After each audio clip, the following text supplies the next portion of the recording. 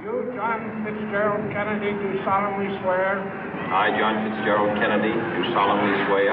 That you will faithfully execute the office of President of the United States. That I will faithfully execute the office of President of the United States. And will, to the best of your ability.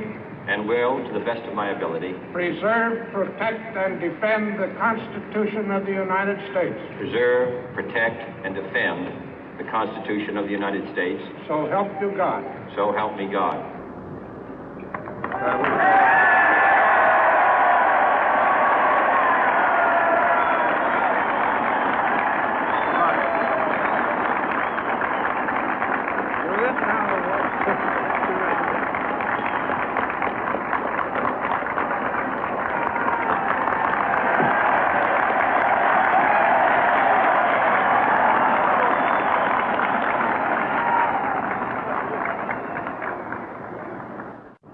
Vice President Johnson, Mr. Speaker, Mr. Chief Justice, President Eisenhower, Vice President Nixon, President Truman, Reverend clergy, fellow citizens.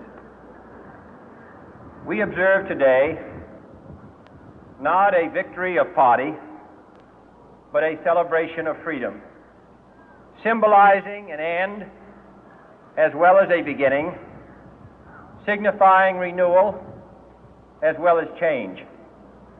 For I have sworn before you and Almighty God the same solemn oath our forebears prescribed nearly a century and 3/4 ago.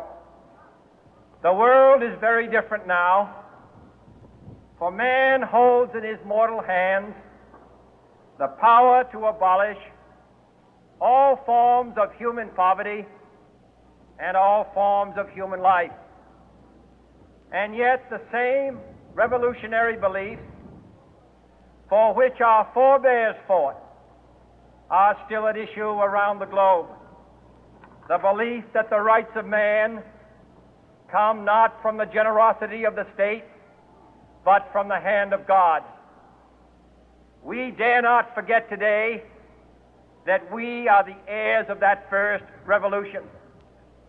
Let the word go forth from this time and place to friend and foe alike that the torch has been passed to a new generation of Americans born in this century, tempered by war, disciplined by a hard and bitter peace, proud of our ancient heritage, and unwilling to witness or permit the slow undoing of those human rights to which this nation has always been committed and to which we are committed today at home and around the world.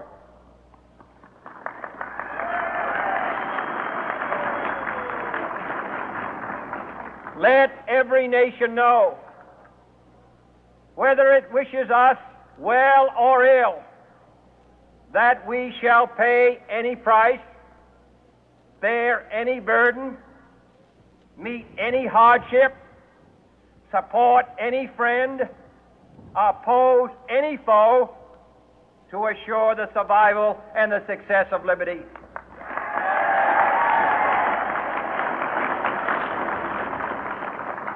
This much we pledge and more.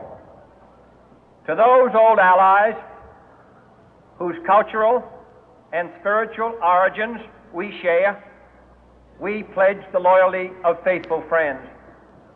United, there is little we cannot do in a host of cooperative ventures. Divided, there is little we can do, for we dare not meet a powerful challenge at odds and split asunder.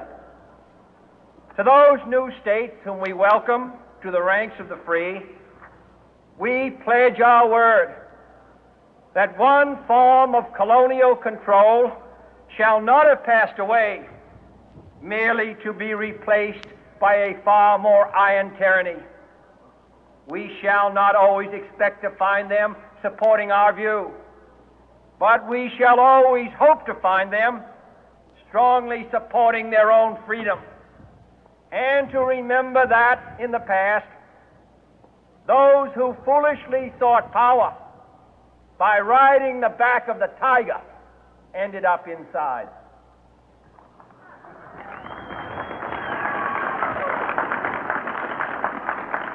To those people in the huts and villages of half the globe struggling to break the bonds of mass misery, we pledge our best efforts to help them help themselves for whatever period is required, not because the communists may be doing it, not because we seek their votes, but because it is right. If a free society cannot help the many who are poor, it cannot save the few who are rich.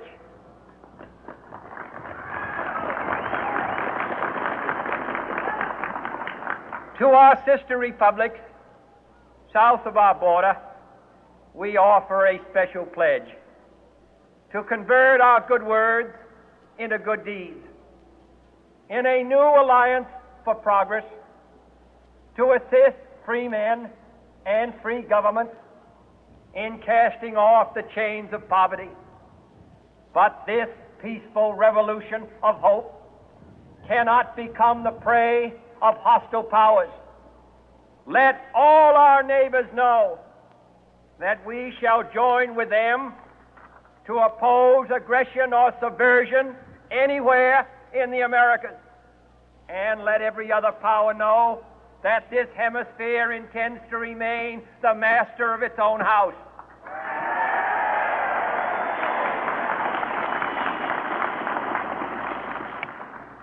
To that World Assembly of Sovereign States, the United Nations, our last best hope, in an age where the instruments of war have far outpaced the instruments of peace, we renew our pledge of support to prevent it from becoming merely a forum for invective, to strengthen its shield of the new and the weak, and to enlarge the area in which its writ may run.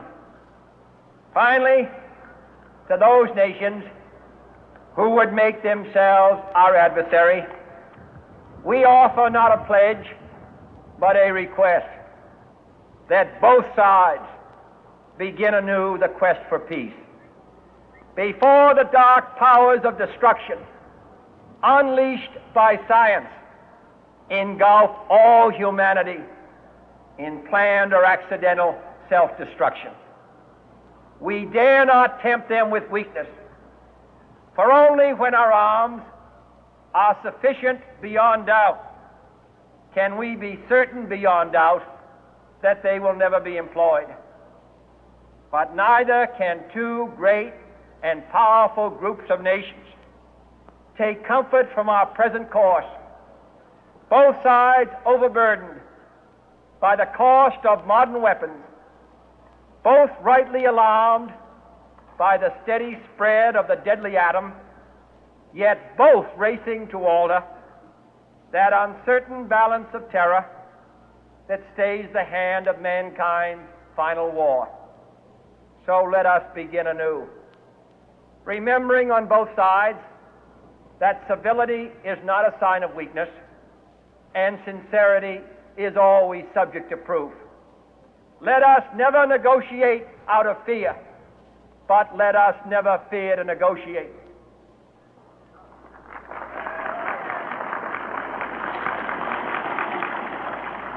Let both sides explore what problems unite us, instead of belaboring those problems which divide us.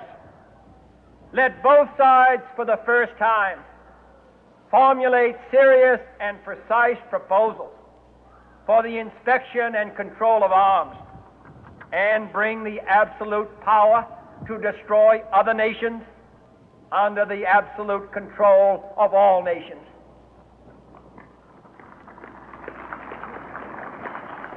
Let both sides seek to invoke the wonders of science instead of its terrors. Together, let us explore the stars, conquer the deserts, eradicate disease, tap the ocean depth, and encourage the arts and commerce. Let both sides unite to heed in all corners of the earth the command of Isaiah to undo the heavy burden and let the oppressed go free. And if a beachhead of cooperation may push back the jungle of suspicion, let both sides join in creating a new endeavor, not a new balance of power, but a new world of law, where the strong are just and the weak secure and the peace preserved. All this will not be finished in the first 100 days, nor will it be finished in the first 1,000 days, nor in the life of this administration, nor even perhaps in our lifetime on this planet. But let us begin.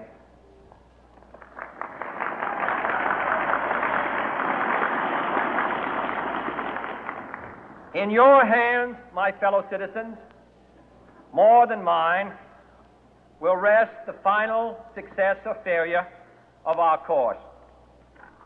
Since this country was founded, each generation of Americans has been summoned to give testimony to its national loyalty.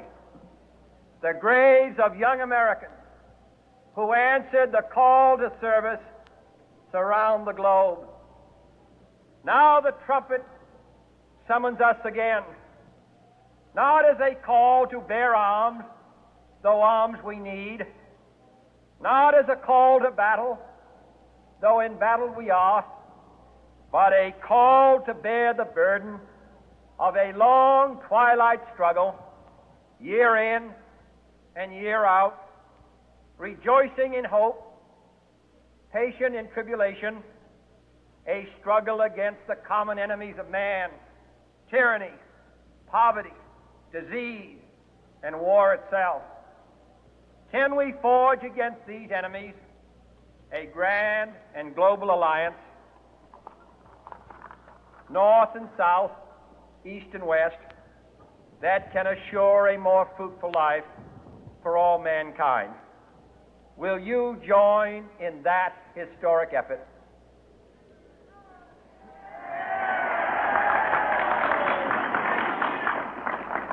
In the long history of the world, only a few generations have been granted the role of defending freedom in its hour of maximum danger. I do not shrink from this responsibility. I welcome it.